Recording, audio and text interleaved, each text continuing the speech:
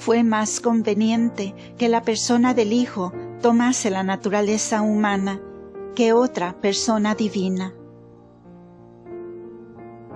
Dice San Juan Damasceno: en el misterio de la encarnación se manifestaron la sabiduría y el poder de Dios. La sabiduría porque halló el secreto de pagar de un modo convenientísimo la deuda muy difícil. El poder porque al vencido hizo nuevamente vencedor. Y como el poder y la sabiduría se atribuyen al Hijo según aquello que dice en 1 de Corintios: predicamos a Cristo, virtud de Dios y sabiduría de Dios. Síguese que fue conveniente que se encarnara la persona del Hijo. Muéstrase que esto fue muy conveniente. Primero, por parte de la unión, porque se unen convenientemente las cosas que son semejantes, y de un modo se observa cierta común semejanza entre la persona del Hijo, que es el Verbo de Dios, y todas las criaturas.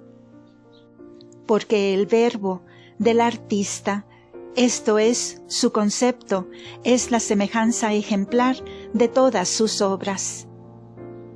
Y el Verbo de Dios, que es su concepto eterno, es la semejanza ejemplar de toda criatura. Por tanto, así como la participación de esta semejanza han sido creadas las criaturas en sus especies propias, aunque mudables, del mismo modo, por la unión del Verbo a la criatura, no participada sino personal, fue conveniente reparar a la criatura en orden a la perfección eterna e inmutable.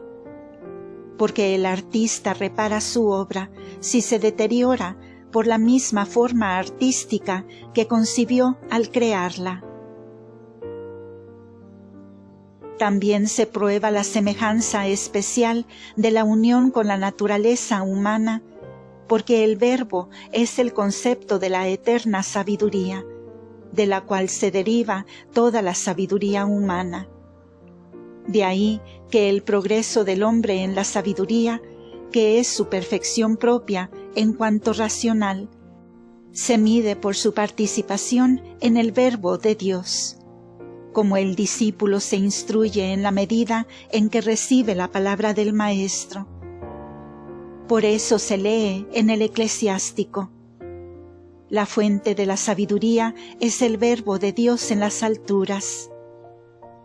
Así pues, fue conveniente para la perfección consumada del hombre que el Verbo de Dios se uniese personalmente a la naturaleza humana. Segundo, la razón de esta conveniencia puede tomarse del fin de la unión hipostática, que es la salvación de los que han sido predestinados a la herencia celestial, la cual pertenece únicamente a los hijos, según aquello de la Epístola a los Romanos, capítulo 8, versículo 17. Y sí, hijos, también herederos.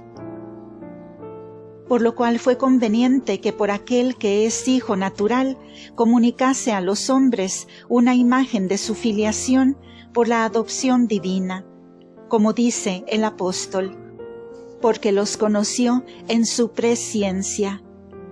A estos también predestinó para ser hechos conformes a la imagen de su Hijo. Tercero, puede también sacarse otra razón de conveniencia por parte del pecado del primer hombre, al cual venía a remediar la encarnación. El primer hombre había pecado al ambicionar la ciencia, como lo prueban las palabras de la serpiente, al prometer al hombre la ciencia del bien y del mal. Fue, por ello, conveniente que fuese conducido a Dios por el Verbo de la verdadera sabiduría, el que de él se había apartado por el apetito desordenado de la ciencia. Continuará.